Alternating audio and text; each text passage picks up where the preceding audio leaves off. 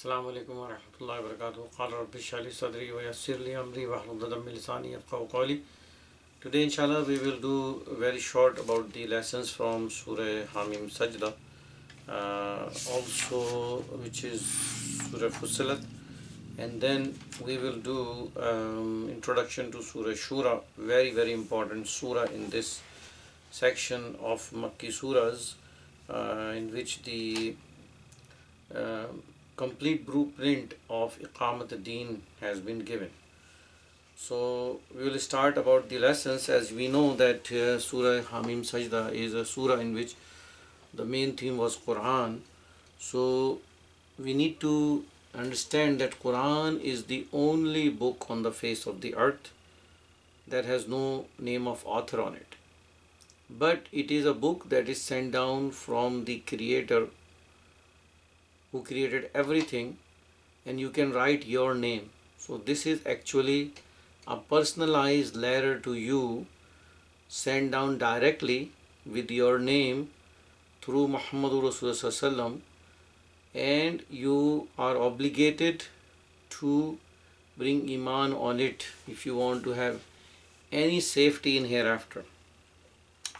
This is the only book which has not been altered a dot since it has been given by our beloved messenger to the whole humanity.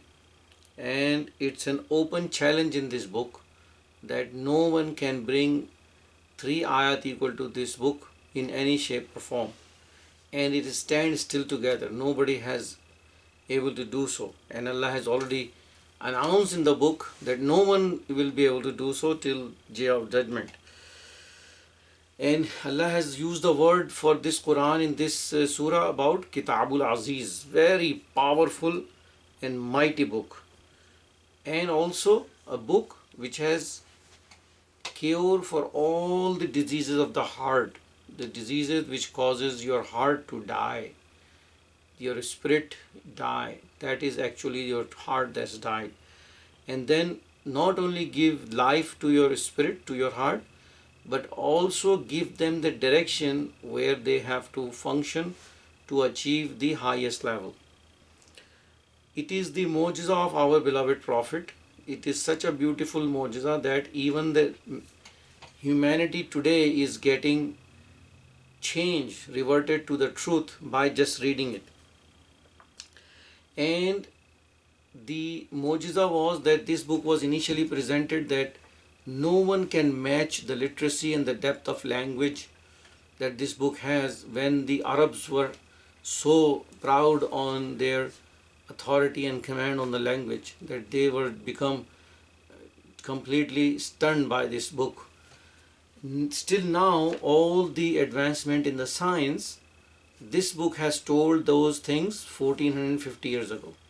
Especially you can see the science of embryology, the science of astronomy, science about multiple things, botany and construction. As we know that, Zulqarnain has constructed the wall. The way if you build that wall, the wall will stand. And this is Quran's ijaz, that's how it is. And also, very important aspect of this book is that when you give anyone the dawah of Tawheed or call someone towards Allah subhanahu wa ta'ala, you have to make sure that you return whatever the evil is with good. And they will do the evil to you, so the best good you can do to them is this Quran, give them this Quran.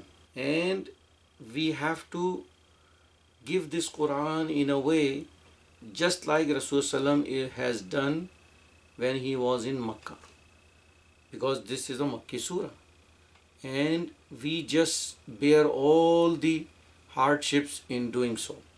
The last of this conclusions is that Quran has given all the aspects how you spend your life in this dunya, with what kind of faith, what kind of belief.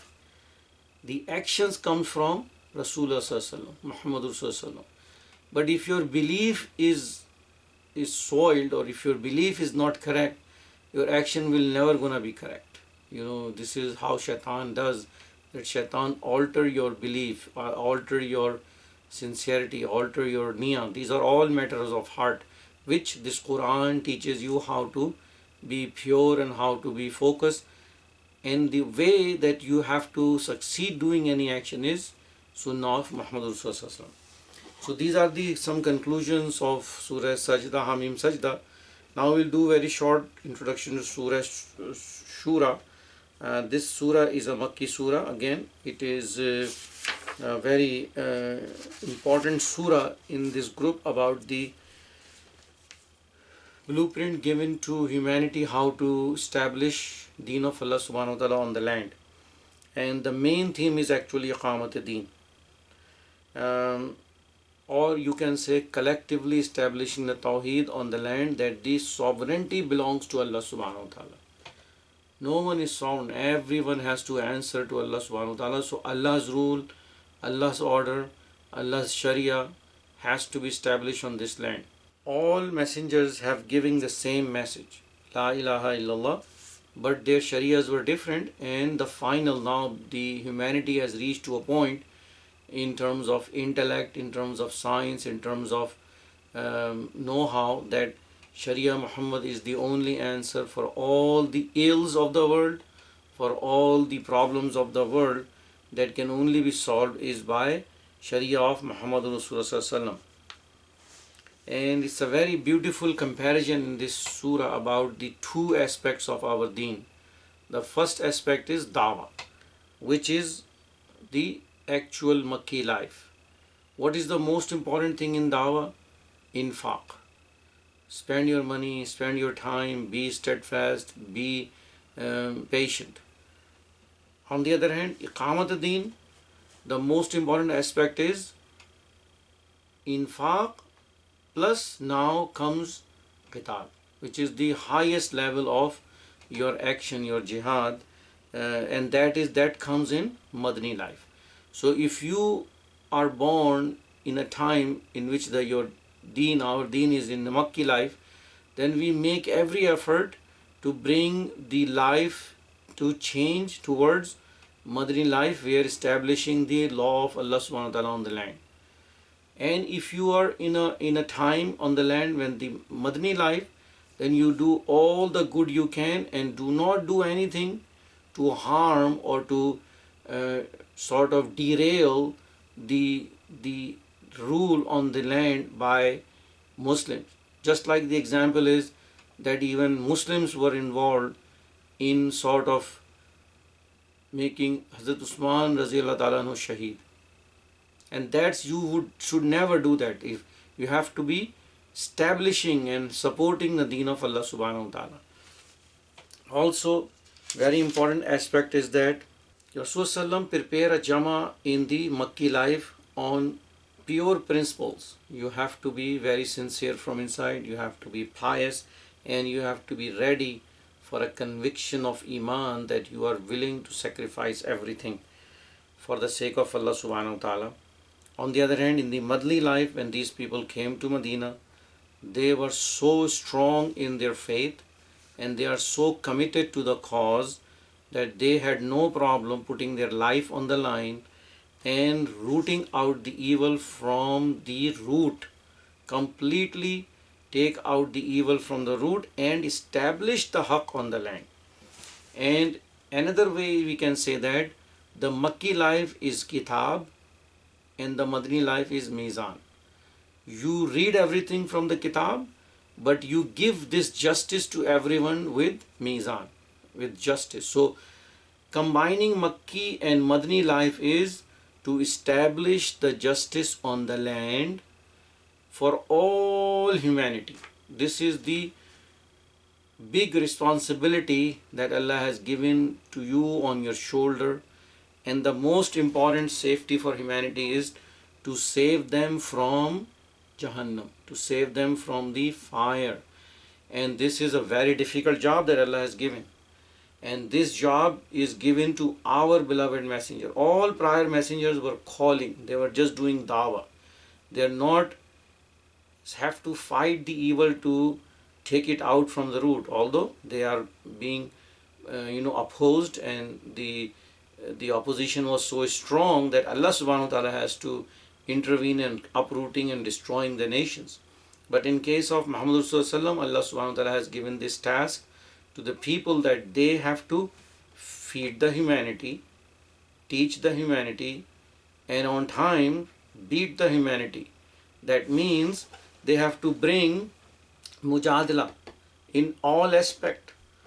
You have to come up with a better idea than someone else's idea. So if you establish the Sharia of Muhammad Rasulullah on the land, and you show the whole world that this is what it is, there is no other better way than that way, and then people will realize and come to it. And as you know that they have practiced and experimented everything, the communism, the capitalism, the kingship, you name it, and they are all failed step by step. Now the only thing left is to come back to Sharia of Muhammad Rasulullah. So we will stop here as far as the introduction is concerned. We will do ayah 1 to 12 of Surah Shura. أعوذ بالله من الشيطان الرجيم بسم الله الرحمن الرحيم حميم عين سين قاف. So these are 5 huruf muqatta'at, and they are 2 ayat separate from each other, and we need to humble ourselves as far as the meanings are concerned. كَذَلِكَ يُحْيِي إِلَيْكَ وَإِلَى الَّذِينَ مِنْ قَبْلِكَ اللَّهُ الْعَزِيزُ الْحَكِيمُ. Allah says, O my beloved messenger, Allah subhanahu wa ta'ala have all might and all hikmah, that have sent down to you this Qur'an, this wahi, and he has done it to the messengers before. So Sahaba ask, how this wahi come to you? Rasulullah said that sometimes it's like bells, sometimes it's like I have so much pressure that I started sweating, even the outside weather will be very cold. So it's very hard on our beloved messenger to have receiving this wahi. And it comes in a shape like some of the authors have mentioned, that Rasulullah has mentioned that someone is sort of bringing the chain over a big boulder. That sound, that's how it is that Rasulullah felt that wahi is coming. له ما في السماوات وما في الأرض وهو العلي العظيم. Whatever is in the heavens and the earth, specifically everything is belonging to Allah subhanahu wa ta'ala, who is all high and who is all majestic. تكاد السماوات يتفطرن من فوقهن والملائكة يسبحون بحمد ربهم ويستغفرون لمن في الأرض ألا إن الله هو الغفور الرحيم. And there is no doubt that there are so many angels in the heavens that this sky will gonna just fall apart. And in the hadith, Rasulullah says that not even a 1 hand distance is empty between heavens and the earth when there is no angel there. So there are so many angels who are doing what? Glorifying Allah subhanahu wa ta'ala day and night, and they are asking forgiveness for Muslims. So again, it's a glad tiding for the Muslims of Makkah that someone is asking maghfirah. You just steadfast on your path and keep doing the good work with Rasulullah. Allah inna Allah al-Ghafur Rahim. And they should realize and they should know that Allah subhanahu wa ta'ala is truly forgiving and truly merciful. No one like him. وَالَّذِينَ اتَّخَذُوا مِن دُونِهِ أَوْلِيَاءَ اللَّهُ حَفِيظٌ عَلَيْهِمْ وَمَا أَنْتَ عَلَيْهِمْ بِوَكِيلٍ. And Allah is saying that whosoever they make the deities association with Allah subhanahu wa ta'ala, the associates against Allah subhanahu wa ta'ala, Allah subhanahu wa ta'ala has created everyone and Allah is responsible for them too. So how come they are worshipping them instead of worshipping Allah subhanahu wa ta'ala? And my beloved messenger, your job is to give the message. You are not of any kind of guard on them. وَكَذَلِكَ وَحَيْنَا إِلَيْكَ قُرْآنًا عَرَبِيًّا لِتُنْذِرَ أُمَّ الْقُرَى وَمَنْ حَوْلَهَا وَتُنْذِرَ يَوْمَ الْجَمْعِ لَا رَيْبَ فِيهِ فَرِيقٌ فِي الْجَنَّةِ وَفَرِيقٌ فِي السَّعِيرِ. And Allah says that Allah subhanahu wa ta'ala has sent down this Qur'an in the Arabic language by sending down through wahi on the heart of Muhammad sallallahu. And this is the sunnah of Allah subhanahu wa ta'ala, that Allah always send message on the major city of the area, not in a small city, major city of the area. And Makkah is Ummul Qura. Makkah is actually the city of the whole world, you should say. That's what Ummul Qura is. وَمَنْ حَوْلَهَا وَتُنْزِرَ. So the reason that Allah sent down this Quran is to be aware with the people that you should be facing a very tough day. Save yourself from the hellfire. The day when Allah subhanahu wa ta'ala will collect everyone. And there is no doubt in this day that that day is coming. And on that day, the humanity will be divided in two groups. One is going to the hellfire and the other one is going to the Jannah. So make sure your name is in the register of people going to Jannah. وَلَوْ شَاءَ اللَّهُ لَجَعَلَهُمْ أُمَّةً وَاحِدَةً وَلَكِنْ يُدْخِلُ مَن يَشَاءُ فِي رَحْمَتِهِ وَالظَّالِمُونَ مَا لَهُم مِّن وَلِيٍّ وَلَا نَصِيرٍ. And if Allah wanted to make everyone a mu'min, Allah could have done kun fayakun and everyone will be mu'min on the land. But this is not the way Allah wants to test people. Allah has given them intellect, Allah has given them the book, Allah has given them the messenger, and now Allah wants them to test them how they understand and choose the truth. This is the test that they have. And whosoever in his heart have this urge of finding the truth, Allah will make them enter into His Rahmah. And Allah subhanahu wa ta'ala is saying that there is no one who can help the people who are transgressors, and there is no one who will be friend of the transgressor. أَمِ اتَّخَذُوا مِن دُونِهِ أَوْلِيَاءَ فَاللَّهُ الْوَلِيُّ وَهُوَ يُحْيِي الْمَوْتَى وَهُوَ عَلَى كُلِّ شَيْءٍ قَدِيرٌ. And Allah is again saying that these people have been associating with Allah subhanahu wa ta'ala with other deities, although the only wali that can be is Allah subhanahu wa ta'ala. The only wali who can be for the whole creation is Allah subhanahu wa ta'ala. So how come they associate someone with Allah? Allah is the one who give death, and Allah is the one who is controller and owner and has full authority on everything in the whole universe, heavens and the earth. وَمَا اخْتَلَفْتُمْ فِيهِ مِنْ شَيْءٍ فَحُكْمُهُ إِلَى اللَّهِ. And whatever they are disagreeing and having division in this religion, Allah subhanahu wa ta'ala will gonna decide them on the day of judgment. Because this book has been sent down, the previous book has sent down, the messengers are coming down. When the truth come down, still people have not agreed because of their own issues. And the most important issue is بَغْيًا بَيْنَهُمْ, that they want to urge, they want to dominate on other, and that's why they reject the truth and invent something from their own. ذَلِكُمُ اللَّهُ رَبِّي عَلَيْهِ تَوَكَّلْتُ وَعَلَيْهِ مُنِيبٌ. And Allah subhanahu wa ta'ala is saying that my Rabb is such that I put all my trust on Allah subhanahu wa ta'ala, and I also have all returned back to Allah subhanahu wa ta'ala, and I call back to Allah subhanahu wa ta'ala. So this attributes of putting your trust is also on Allah. If you put your trust on anyone else, no one can solve any of your problem. فَاطِرِ السَّمَاوَاتِ وَالْأَرْضِ جَعَلَ لَكُم مِّنْ أَنفُسِكُمْ أَزْوَاجًا وَمِنَ الْأَنْعَامِ أَزْوَاجًا يَذْرَؤُكُمْ فِيهِ. Now Allah is saying that whosoever is claimed to be Allah, is claimed to be the Rabb, that Rabb has this quality that it has created the heavens and the earth. It has created you and has created your zawj, your wives, and for wives your husbands, and it has created everyone in pairs, same like animals. And it is not only created, but it keeps on expanding this. It has been expanding. This all being done by Ilahun Wahid, Allah Rabbul Jalal. And Laisa Kamislihi Shay'un. No one is like Him.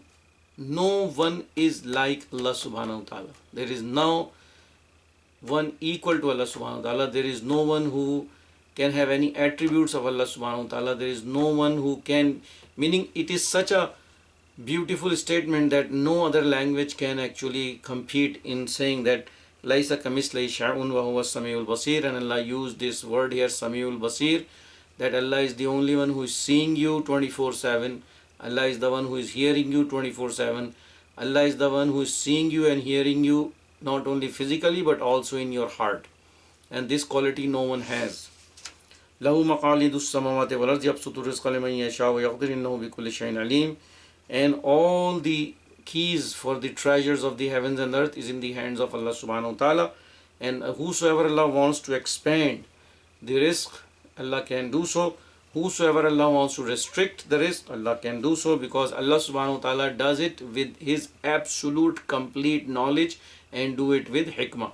And we have discussed that why this ayat is keep coming, because of this misunderstanding, I should say, or false belief that people who have money in this world, because Allah loves them, so Allah give them the money and Allah will give them the same kind of beautiful life in hereafter. This is the evil that shaitan has put in their heart, in their mind, that they are being loved by Allah. That's why Allah is giving them all this luxuries of this life in this world. So we'll stop here. Wa akhiru da'wana anil hamdulillahi rabbil alameen.